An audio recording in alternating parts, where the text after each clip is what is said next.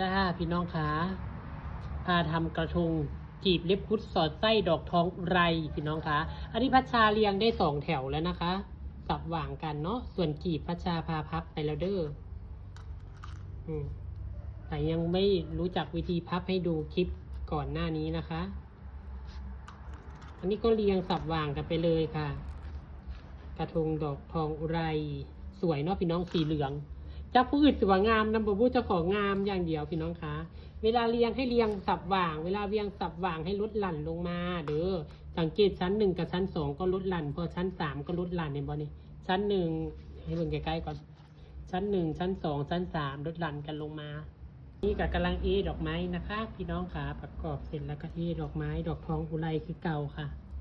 ตอนนี้ก็เสร็จเรียบร้อยเป็นอะไรเจ้าขางามบ่พี่น้องขากระทงจีบเล็บคุดดอกทองอุไรบ่ได้ใส่เทียนให้เบิ่งเด้อค่ะเบิ่งแล้วกับกดแชร์พัชชาในเด้อค่ะ